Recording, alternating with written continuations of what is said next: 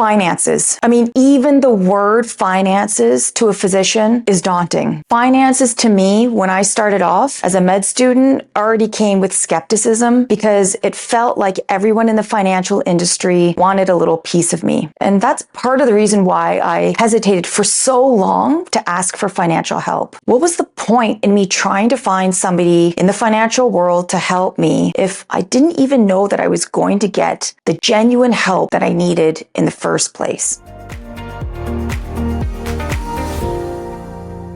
Hi, I'm Dr. Genhee So, founder of ElevateMD, and today we're going to talk about how to overcome the fear of asking for financial help. My relationship with money is a bit funny, and I think that everyone has a very different and complex relationship with money. But not just that. In our community, in our society, talking about money is largely taboo. And I think when you start to earn a bit more money, particularly as a physician, because we do earn a great income, you start to become either embarrassed or hesitant, or really not want to talk about how much you make or how much you're going to save. You don't want to make the other person you're talking to feel uncomfortable. You may not want to feel embarrassed yourself that, hey, maybe you don't make as much as the next guy sitting to you, and maybe you should be making more money. Money talks are tough. And so being proactive and trying to find help with your money and finances is not going to be an easy task either. But here's why you should do it. Because being invested and saving properly is going to help you and your future self 20 years from now, 50 years from now, even tomorrow. The point is to try and overcome that fear or that hesitation of asking for financial help. One simple truth, if we're going to be blunt, if you don't try, you're not going to find the success that you need. So how do we try and overcome that hesitancy to find the financial help and trust that we're actually going to get the financial help that we need? Ask lots of questions. Find a financial advisor that is okay with helping you understand what you need to feel comfortable to work with them. Maybe take a moment to reflect on how you feel about money, or maybe find that person that you admire who you think is saving really well and is investing really well, at least your perception, and try and open a conversation with them. The worst thing that they can do is say no. It doesn't hurt to ask. And at least you'll feel better, even if they say no, that you're doing something about trying to get yourself on the right track to the right financial journey for you. It'll feel good. It'll feel empowering. Yes, you may feel slightly defeated that they don't want to help you, but that's okay. There's always someone else to ask. And hey, you can ask me. But truly, check out ElevateMD, and maybe there you'll find the right resources you need. Maybe not, but you'll never know until you find out. Reach out to me. My email is on my website at drgenheeso.com, and I try and help every person I can as quickly as I can, because I know that time is our most precious commodity. But the idea here is to act, to overcome that hesitancy and put your pride at the door, set those uncomfortable feelings aside, because you'll find that if you can overcome those uncomfortable feelings, that'll be your path to success. I think about tennis. If I went into tennis thinking that I was going to be some kind of a superstar from day one, I never would have started in the first place. I had to struggle with learning how to do a proper forehand, proper backhand to be good at it. And I had to do it 10,000 more times to feel comfortable with it. And I'm not saying that it's going to take 10,000 more times or attempts for you to find the right financial advice that you need, but trying once, trying twice is going to get you there faster. One tip that I find really useful, not just in finances, but in life in general, whether it's playing tennis, whether it's trying to perfect a perfect recipe, so I look to people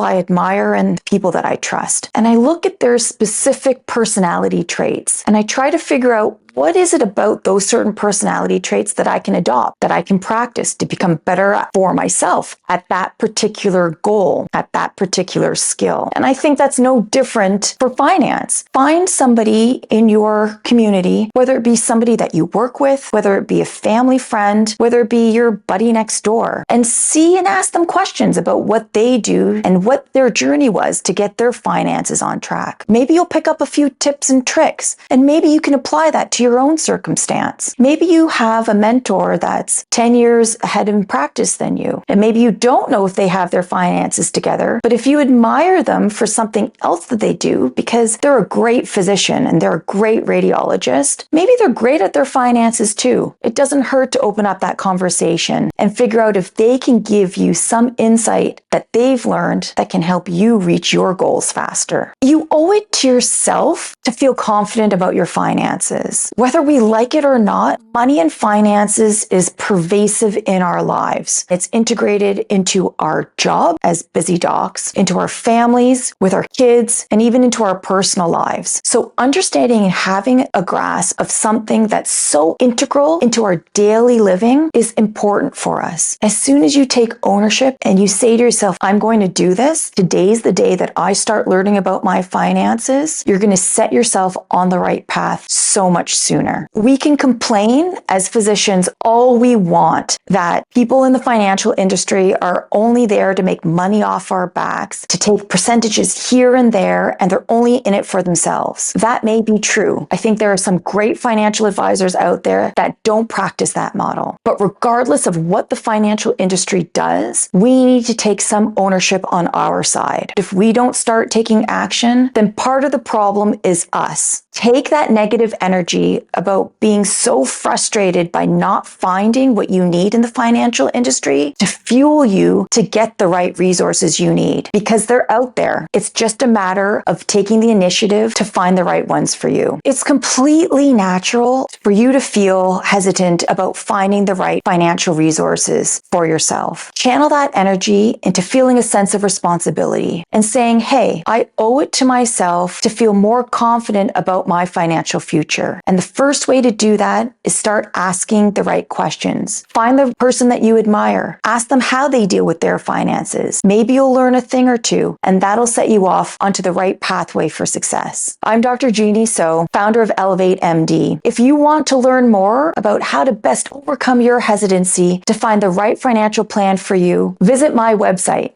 at drgenheeso.com. Thanks so much for joining, and I'll catch you in the next episode.